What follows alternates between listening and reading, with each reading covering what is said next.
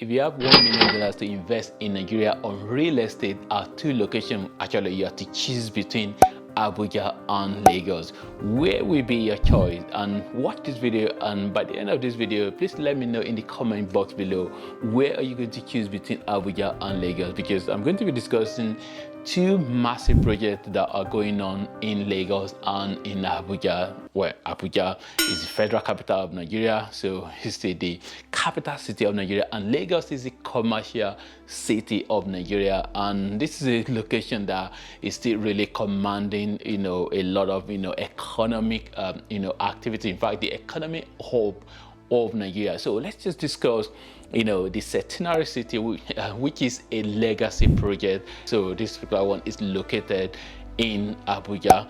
And then we're talking about the Eko Atlantic City, which is located in Lagos. I mean, Eko Atlantic City may be a little bit of question mark in terms of, how long it's been going on for. I mean, some people even saying that, well, it's still really empty, even though there are a lot of, structure that are already there. So the first thing really in terms of the two, project is just the location. I mean, when we're talking about property, real estate, is all about location.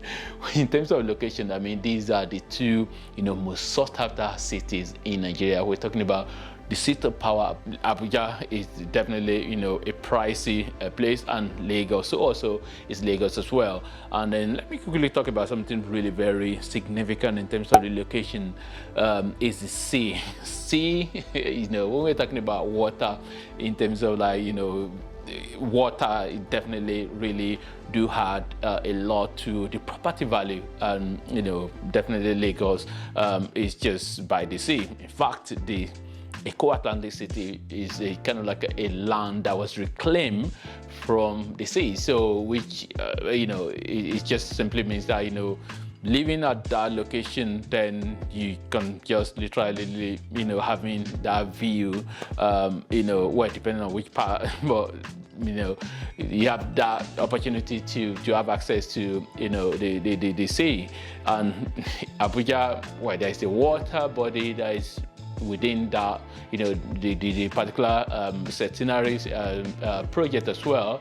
But that is different from from the sea. So, but that we have some water body as well, and some water side. In terms of the property mix, because both projects are kind of like a urban project, so it's just definitely going to have all the variety of property type, in the semi-detached villa, and flats and apartments.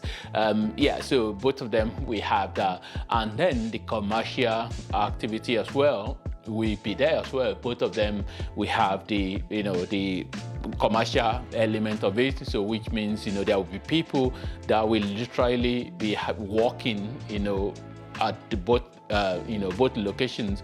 And then of course the Eko Atlantic City already have some commercial some companies, organizations that already have their structure there. And in fact, the biggest consular of America outside America is going to be located at Eko Atlantic City, so which they kind of like a commission inaugurate the kind of like the construction to start as well. I think over $500 million worth of investment that's going to be there. In terms of cost as well, because Eko Atlantic City has been around longer, so around 2003, 2006 thereabouts, so which they've kind of like I've been talking about it and started reclaiming lands and all of that. So which at the time when they quoted how much it was going to cost, it was like $6 billion. But that was a long time ago, like over 10, 15 or 17 years ago. So, but now, with inflation and everything that's happened after that time, you will be expecting it to cost a lot more than $6 billion. So, and Centenary City, which is more recent, like 2014 thereabout, when it was inaugurated, and they quoted around $18 billion. That was what they quoted. So how we actually thinking that both projects possibly might be costing around the same amount, but at the end of the day, all of these are kind of like an estimate. And when you're talking about projects like that, they end up usually to cost more than that. So, and in terms of the duration of the project, Eko Atlantic City, because Eko Atlantic City has been there for a while now, so almost some people even asking why is this still really empty. So, which means that the duration of the period of the project it won't really matter anymore, because you won't really know when, it's just going to continue until whenever you finish. And then you're talking about the Centenary City, which they have quoted, started in 2004, they quoted that is going to last for about 10 years period. But seriously, that 10 year period, project of that size is going to take longer than that. I think it's possibly going to take longer than that. And both projects as well, they just have similar, in terms of land area as well, they have similar land area.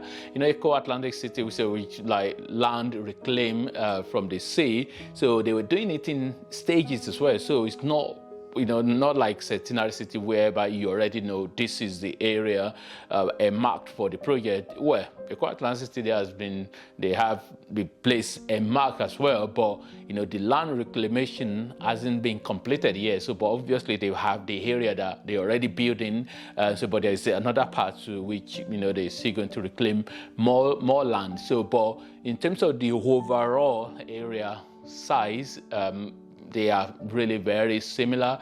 Eko Atlantic City, maybe tiny bit bigger, but they are really very similar, I would say. And in terms of like the number of people, because they are called city, both are called city, so it's kind of like an extension of the main city, extension of Lagos, and then extension of say Abuja as well. So, but it's like 300,000 people or so that they said. Eko Atlantic City, we house about 300,000 people. Of course, you have people that are coming in to work and going out, and then you have people that are coming for even tourists as well, because all of these places are almost like a tourist. It's going to turn out to be almost like a tourist attraction part of it as well. So because even the Centenary City is to have like a safari park, so which they will all end up to be like a tourist. So, but in terms of people that will be living there, Eko Atlantic City quoted about 300,000 people, and then like Centenary City as well, but maybe close to that, maybe 200,000 or so, in terms of people. And then, of course, then also people that will be coming in and working and out. And this sort of project as well, they're supposed to be almost like a smart city, whereby you will have a lot of all the infrastructure, almost like a place where some people will be working, living there, and then working there. So these are the ideas of the smart city of this modern day world, where you you buy a house there, and then your workplace is just within there as well. So so that's the idea. And then the two are just had a location whereby you have Eko Atlantic City, so which you have Muritala Mohammed International Airport, so which is actually the busiest airport in Nigeria and one of the busiest in Africa.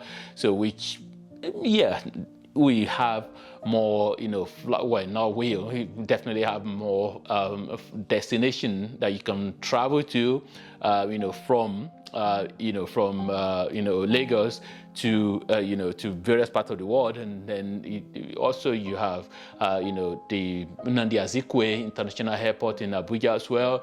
So which even though Lagos airport possibly have more destination than, and then there's the Lekki airport as well, Lekki International Airport, Lekki International Airport, that is also going to be that one is for the future. And so both of them basically they have access to international airport, so which whichever one, you're always going to have that opportunity that, you're not far from the airport, and then also not too far from the, the center of the city of Lagos, and also for the center of Abuja as well. When we're talking about these billions of dollars in terms of money, you're almost guaranteed that there is going to be, some external, people involved. So, both projects are not, all the money coming in from Nigeria. There are, this sort of project, even though it's not a government project, of course, government, we have some involvement. These are, private PPP, private, project. So, but definitely you will have, input of the government, which, when we're talking about land acquisition, tend to, get the government involved. And then you then have, people that are foreign investors who will bring their money in, the big money. Don't get me wrong, there's big money in Nigeria, but when we're talking about this sort of like billions of dollars, it tends to be that, there are some foreign people that are behind it, that we have some form of investment in it. So, which is something similar in both projects. They do have that, foreign money that are part of that are involved in this project. Something very important to mention is the fact that, the one in Lagos, Eko Atlantic City, definitely in terms of like buying a property there is really a lot of money. Well, both of them are not really for your average, normal, everyday Nigerian, but having said that, Lagos, Eko Atlantic City definitely is more pricey, and then you can really understand why. So, because you're going to be talking about, where the price can vary, but on average, based on what you can see there online on the internet, is about $1 million or so to get a an apartment, 3-bed apartment, luxury apartment, 3-bedroom flat, not a house, 3-bedroom flat, not like a detached house or anything. So like, that is really a lot.